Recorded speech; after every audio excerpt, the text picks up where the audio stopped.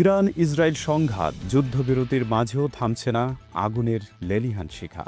মধ্যপ্রাচ্যের আকাশে যুদ্ধবিরতির ডাক উঠলেও স্থল ও ভূমিতে এখনও বজায় রয়েছে উত্তপ্ত পরিস্থিতি। ইরান ও ইসরায়েলের মধ্যে চলমান সংঘাতে যুক্তরাষ্ট্রের মধ্যস্থায় ঘোষণা আসে একটি অস্থায়ী যুদ্ধবিরতির। তবে বাস্তবে পরিস্থিতি ঠিক তার উল্টো। পাল্টাপাল্টি হামলা, প্রাণহানি আর ধ্বংসস্তূপের মধ্যে দুঃসহ সময় পার করছে লাখো মানুষ। মঙ্গলবার সকালে মার্কিন president Donald Trump white house থেকে এক বিবৃতিতে বলেন, আমি গর্বিতভাবে জানাচ্ছি ইরান ও ইসরায়েলের মধ্যে যুদ্ধবিরতি কার্যকর হয়েছে। তবে একই সঙ্গে তিনি উভয় পক্ষকেই সতর্ক করে বলেন, আর কোনো বোমা নয়, শান্ত থাকুন। ট্রাম্পের এই বক্তব্য যেন তার কাজের সাথে কোনো মিল রাখল না, কারণ তিনি নিজেই ইসরায়েলের পক্ষ নিয়ে ইরানে হামলা করেছেন এবং বিশ্বের শান্তিপ্রিয় মানুষের কাছে নিজেকে দুমুখী হিসেবে প্রমাণ করেছেন। তবে তার যুদ্ধবিরতির আহ্বানের পরেও ইসরায়েল ইরানের ভূমিতে ড্রোন ও ক্ষেপণাস্ত্র হামলা চালায়, যা যুদ্ধবিরতি লঙ্ঘনের সুস্পষ্ট প্রমাণ। স্টুডিও ভোকাল, এখানে ইসলামী সঙ্গীত, অডিও, ভিডিও এবং যাবতীয় বিজ্ঞাপনের কাজ করা হয়।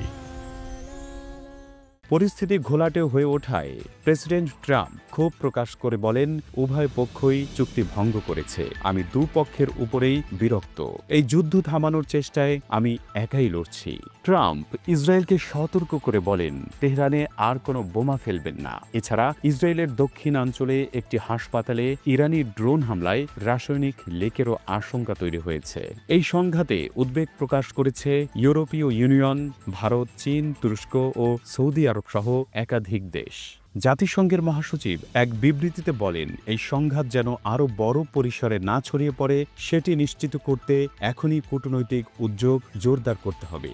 যুদ্ধবিরতির ঘোষণায় বিশ্ববাসী আশার আলো দেখলেও বাস্তবতা বলছে অন্য কথা। আকাশে শান্তির ডাক থাকলেও ভূমিতে এখনও বোমা ও রকেটের শব্দই প্রতিধ্বনিত হচ্ছে। পরিস্থিতি এইভাবে চলতে থাকলে বড় ধরনের যুদ্ধের আশঙ্কা উড়িয়ে দিচ্ছেন না বিশ্লেষকরা। মধ্যপ্রাচ্য আবারও দাঁড়িয়ে আছে এক অনিশ্চিত ভবিষ্যতের মুখোমুখি, আর এই অনিশ্চয়তায় সবচেয়ে বেশি ক্ষতিগ্রস্ত হচ্ছে সাধারণ মানুষ, যাদের যুদ্ধের সঙ্গে কোনো সম্পর্ক নেই। আর এই আগুনে বরাবরের মতোই ঘি ঢালছে আমেরিকা। তারা উভয় পক্ষকে উস্কে দিয়ে যেন তামাশা দেখছে, এমনকি নিজেরাও জড়িয়ে পড়ছে এই যুদ্ধে। ইসলাম এন্ড ভোকাল, সত্যের আলো ছড়াই প্রাণে প্রাণে।